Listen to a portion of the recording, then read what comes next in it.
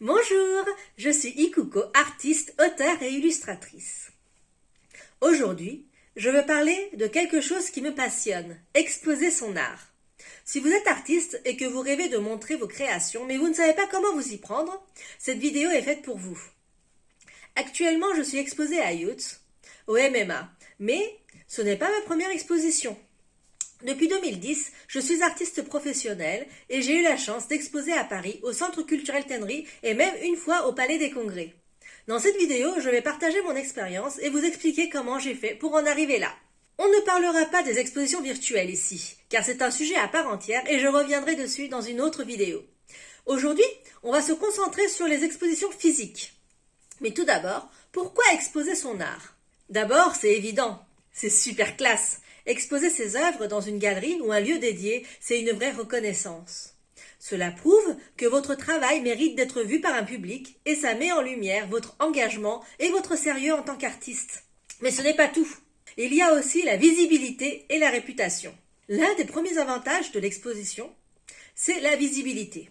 Cela vous permet de toucher un public beaucoup plus large et chaque exposition contribue à forger une réputation dans le milieu artistique. Cela peut aussi ouvrir des portes pour d'autres événements ou collaborations.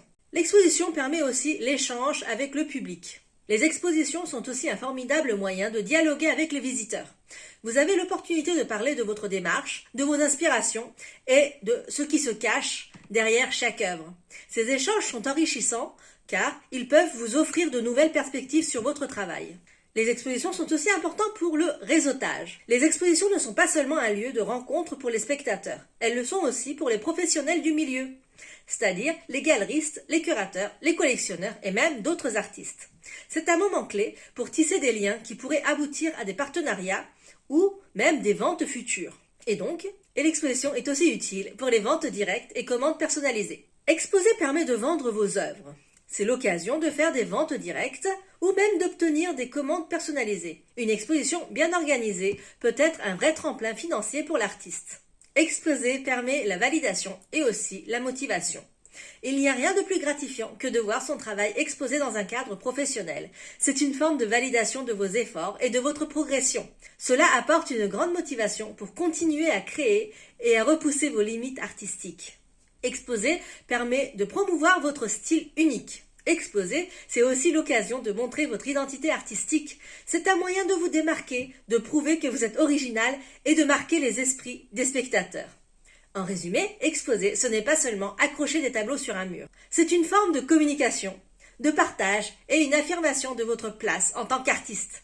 C'est aussi une manière très efficace de faire avancer votre carrière. Alors, comment exposer quand on débute ? Au début de ma carrière, je me suis posé la question suivante. Où puis-je exposer mes œuvres pour les faire découvrir? Et ma réponse est venue assez rapidement. C'est-à-dire dans des endroits où il y a du passage et où les gens sont souvent distraits par les murs autour d'eux. Voici quelques exemples de lieux où vous pouvez commencer à exposer vos œuvres, même quand vous débutez. Les commerces et lieux alternatifs. Par exemple, j'ai eu la chance d'exposer dans des endroits assez inhabituels, comme le salon de thé Yamazaki à Paris, ou même chez mon kinésithérapeute à Bacharach, au Luxembourg. Ces petites expositions m'ont permis de me faire connaître dans mon entourage et c'est ainsi que mes œuvres ont trouvé un public. Il y a plein de lieux où vous pourriez exposer vos créations. Médiathèque, bibliothèque de votre ville, restaurant, café, bar, magasin, salle d'attente de médecins, salon de coiffure, hôtel, les possibilités sont infinies. Il suffit d'oser demander. Parfois, c'est aussi simple que de téléphoner ou d'envoyer un email. Vous pouvez proposer des expositions temporaires.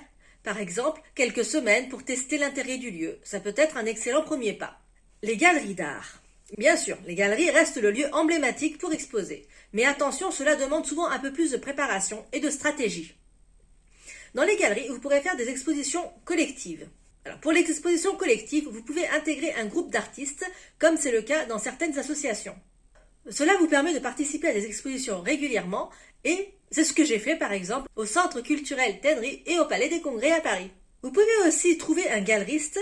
Si vous avez un portefeuille solide d'œuvres, vous pouvez démarcher un galeriste. Celui-ci s'occupera de promouvoir vos œuvres et de les vendre. Bien sûr, il prendra une commission sur les ventes, mais il vous permettra d'atteindre un public plus large. Vous voulez être exposé dans une galerie, vous pouvez aussi louer des galeries éphémères. Si vous avez un budget, certaines galeries permettent de louer un espace pour une exposition éphémère. Ce type de solution est accessible, mais vous devez tout gérer de A à Z, c'est-à-dire le vernissage, les ventes et bien entendu être sur place tout le temps.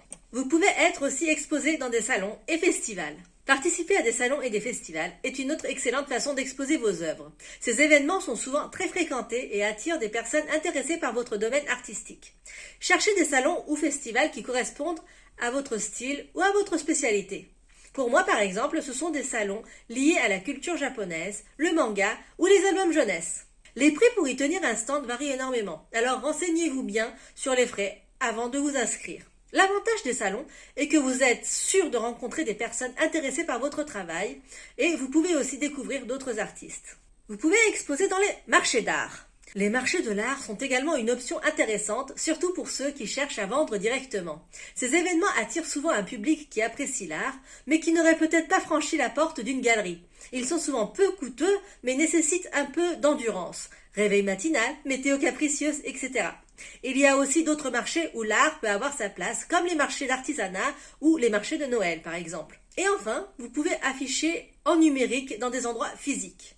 J'ai vu des sites qui vous permettent d'exposer vos œuvres dans des lieux physiques grâce à des écrans numériques. Par exemple, il y a les sites comme Artboxy ou Mecenavi. Vous pouvez créer un compte payant et être exposé dans des salons et galeries numériquement. Donc cette solution-là, je ne l'ai pas encore essayée, mais c'est une solution à envisager. Et donc si vous avez déjà essayé, n'hésitez pas à me le dire en commentaire car ça m'intéresse beaucoup. Et donc pour conclure, il y a des innombrables possibilités pour exposer votre art. Que ce soit dans les galeries, des salons, des marchés ou même des lieux plus alternatifs comme des restaurants, l'important c'est d'oser et de prendre des initiatives. Parfois, il suffit de faire un coup de téléphone ou d'envoyer un email pour commencer à exposer. Donc pour résumer, voici les points clés à retenir pour exposer et montrer votre art. Cherchez des galeries d'art, exposez en groupe ou trouvez un galeriste pour vous représenter. Participez à des salons et festivals, ces événements vous offrent une grande visibilité. Explorez les marchés et lieux alternatifs. Cafés, restaurants et plus encore sont de bonnes options pour débuter. Et bien entendu, osez demander, ne sous-estimez jamais le pouvoir d'un simple coup de pouce ou d'une demande. Voilà, merci d'avoir regardé cette vidéo jusqu'à la fin. J'espère que ces conseils vous aideront à trouver des lieux pour exposer et partager vos œuvres. Si vous avez trouvé ces informations utiles, n'hésitez pas à liker et à vous abonner pour d'autres vidéos comme celle-ci. J'aimerais connaître aussi vos expériences. Avez-vous déjà exposé vos œuvres? Quels lieux vous semblent les plus adaptés? Partagez vos réflexions dans les commentaires ci-dessous. Et surtout, continuez à créer ce que vous aimez. Et à très bientôt pour une nouvelle vidéo. Bye bye!